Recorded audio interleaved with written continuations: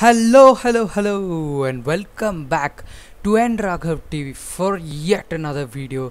It's been a long time. I'm looking to change the format of the videos a little bit. Instead of going just for the normal previews and reviews, looking to make more of general videos on football now. So here I am back again, and an interesting topic for this one. You know what's happening at Barcelona. We are going to talk about it now in this video. So let's get started.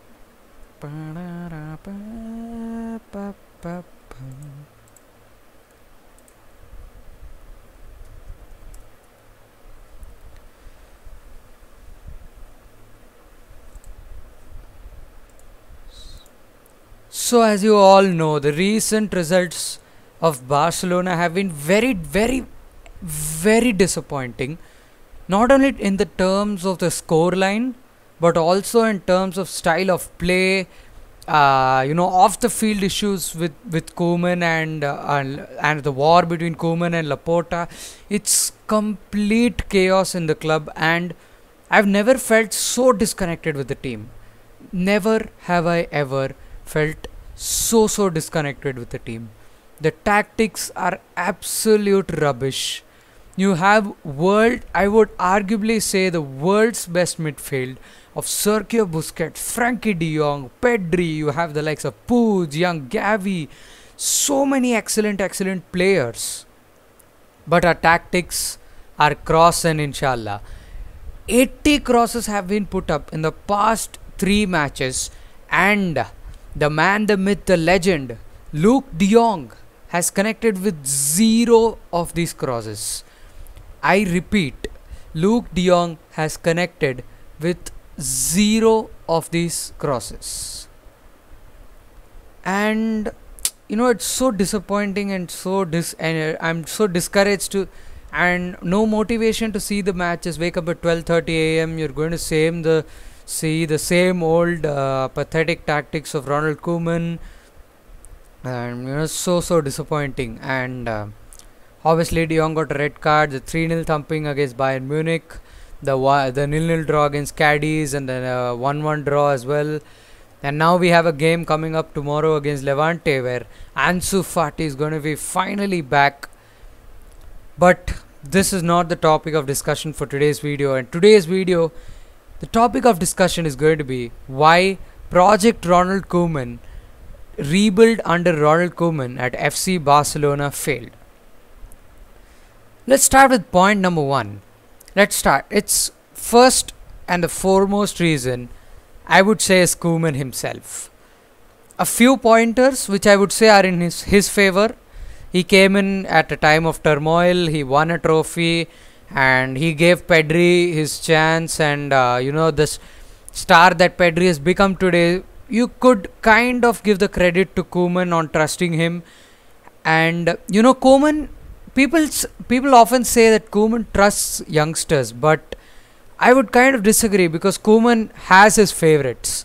He gave chance to Gavi, he gave chance to Pedri, he gives chance to Eric Garcia, but in terms of Mingueza this season at right back, he's only here because of injury and not because he deserves to play there.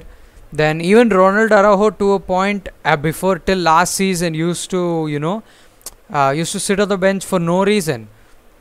Then you have the likes of Ricky Puig. Now you have Alex Collado. The list goes on and on. There are people. Even likes of Antoine Griezmann and Philippe Coutinho. Obviously, Griezmann now sold, but Philippe Coutinho, where is he going to fit into the team now again? We play a 3-man midfield, 4-3-3, Pedri, de Jong, Busquets, and we know Coutinho doesn't play well in the wings. Again, what is he going to do with Coutinho? Is he going to give him... He says he's going to build the team around him, but where is he going to play? So that leads into the second point of my problem with Koeman. In an earlier video, I had talked about this as well, and that is rigid tactics. My manager, Ronald Koeman, has no clue what he was doing. Last game, where Ronald Araujo scored the equalizer, The front three was PK, Luke De Jong, and Ronald Araujo in the last 10 minutes. Front three of Ronald Araujo, Gerard Piqué, and Luke De Jong. Make it make sense. Make it make sense. All of his substitutions are panic substitutions. When you're leading 1-0, as a Barca fan, the Barca DNA, you have to kill the game. You have to try and score as many goals as possible till the last whistle blows. But my manager, what is he doing? Subbing on Clément Lenglet, subbing on centre backs and removing attackers and parking the bus. The match against Bayern Munich, people. Some of them, they gave credit to Koeman for the 3-0 loss, but I don't understand. The tactics for that game was utter rubbish. Ronald Koeman had, as a Barca fan, past, before, you can say till 2018 at least, teams feared to play Barcelona. If your team played Barcelona, you would be scared. But now every team wants to face Barcelona because it's a cakewalk. And in that Bayern game, the lineup itself was so pragmatic. You were set up to lose that game, and we were lucky to concede just 3 goals, I would say. Obviously, first goal, a terrible deflection, but again, you can't keep giving reasons for losses. You have to show changes in next games, but that hasn't happened. And the third problem with Ronald Koeman, his arrogance. He has the ego of Jose Mourinho and has the tactics of Sam Allardyce. That's how I would sum up Ronald Koeman. He said a few statements which completely shocked me. He said the club has a future because of Ronald Koeman. Come on. Club is above everybody. Even at Barcelona, the Barcelona club is above Messi. As a fan, the club is more important than a player. And a manager to say that in public, come on. And the second statement that he said, oh my god, he said Luke De Jong is more of a threat in the air than Neymar. That's exactly what he said. It's not, some random statement, but it is actually what he said. Luke De Jong is more of a threat than Neymar in the air. But after watching Luke De Jong, I think even I am more of a threat in the air than Luke De Jong. So that utter rubbish. And exactly, so that's few of the reasons with regards to Ronald Koeman, why Project Koeman failed under rebuild under Ronald Koeman failed.